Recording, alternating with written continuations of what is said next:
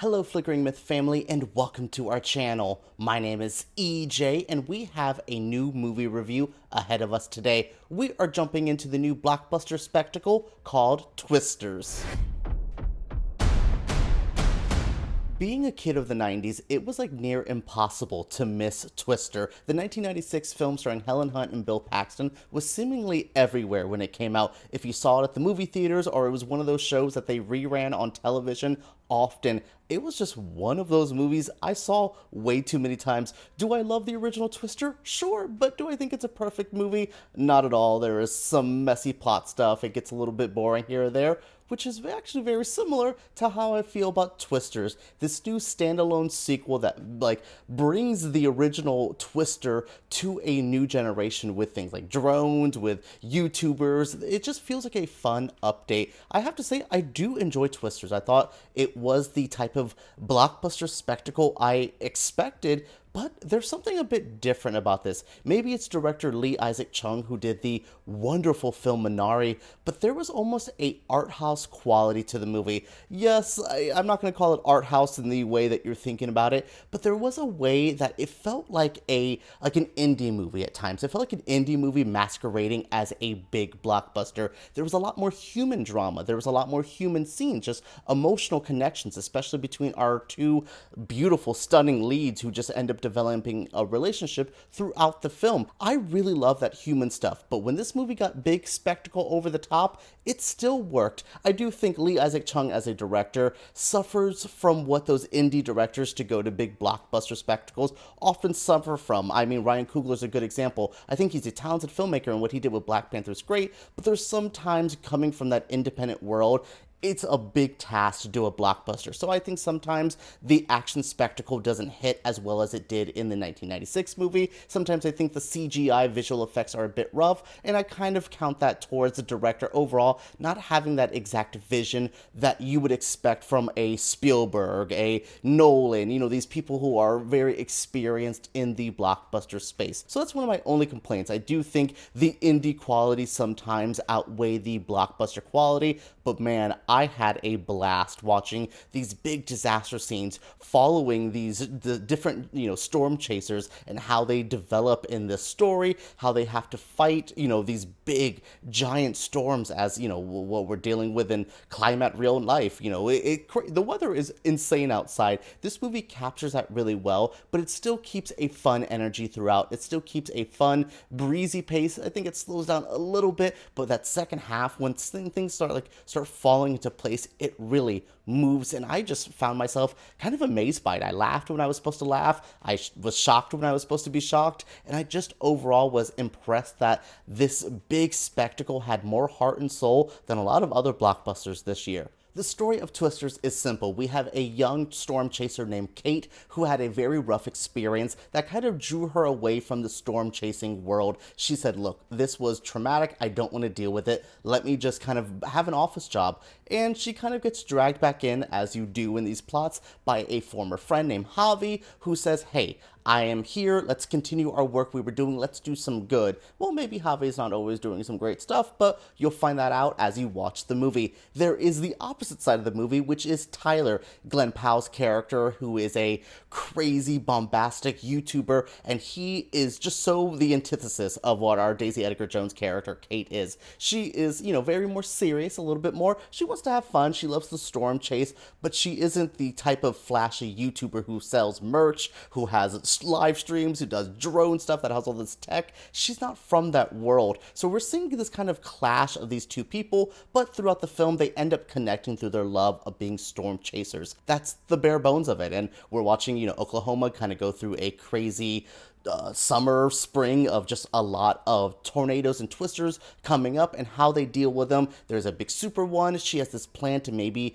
dissolve, twisters before they get to a certain point. And, to help, Glen Powell's character, Tyler, is wanting to help and wanting to do stuff, but he's all about that big spectacle. He wants the show that comes along with it. They kind of meet in the middle at times. It's a fun, easy plot. That's my biggest compliment, and what I've noticed is some of the complaints. This movie doesn't have a lot going on. It's just people chasing storms. It's one long storm chase, basically.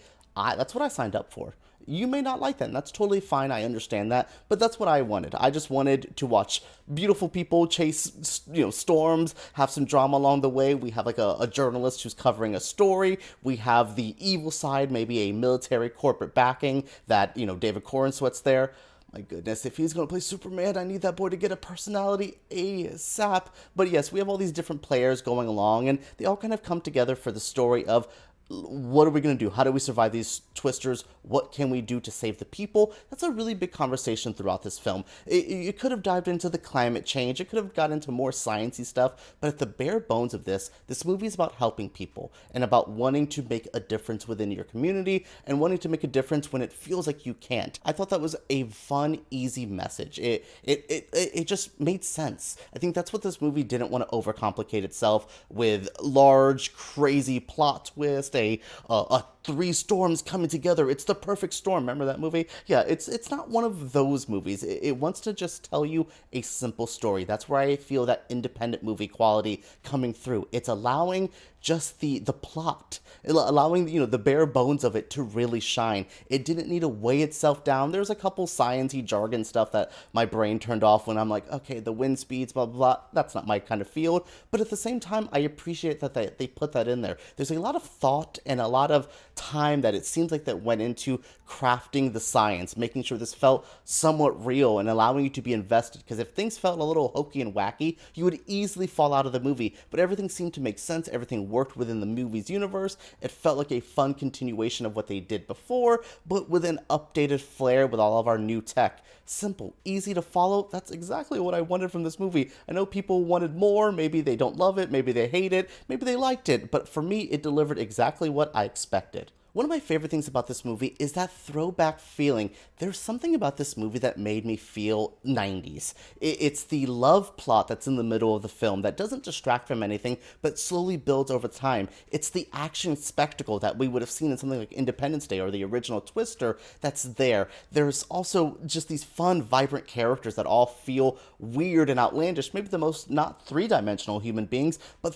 you get their characters. You get who they are. There's just simple blockbuster filmmaking that I feel like we've lost throughout the times. Like, I try to do stuff like Fall Guy this year, or, I'm not going to say this is better than a movie like Dune or anything, but I just feel sometimes I'm like, I don't want to rust off the notebook, pen everything down, make sure I'm following the plot, or I don't need plot turns, twists and turns, and a big spectacle stunt show at the end to be like, that's how you get you in. No, give me exactly what I wanted. This movie has spectacle. The ending is a big giant, twister that they have to basically take care of, but there was a way that they told it that it didn't feel like the humans were the backstory, that they were just the background of this, that they wanted the human story to be just as important as the blockbuster filmmaking, and that's why it makes me think of the 90s, when that was perfect. I think 2000s, we got too far in the outlandish, the blockbusters, the Michael Bay Transformers, and then you look at the 80s, and there's just a lot of, not spectacle. Terminator's a really stripped down movie, Alien's a really stripped down movie, Predator, they had these bombastic ideas, but they're real stripped down human stories at the center of it. RoboCop's a great example as well. This is the 90s, where it has that heart and soul, but it also has the 2000s wildness. It's just a perfect blend, and that's why I really think Twisters works for me. It feels comfortable. This is a movie I can throw on multiple times and just be like, oh, these characters, Tyler, Kate, great, I know them, I'm visiting my old friends, this is good. That kind of comfort movie is rare nowadays. I don't have it as much. I often go back to 90s to watch those movies. Now I feel like Twisters could be added as one of those movies that I just throw on when I need to, a nice Sunday being lazy at home. Twisters is one of those movies that works exactly for that. Do I advise you go see Twisters this weekend? Sure. If you're a fan of the original Twister, this could work for you. If you're wanting a big dramatic disaster kind of movie, this is there, but expect a little bit more heart and soul than you might, originally have it thought that it could be in this movie.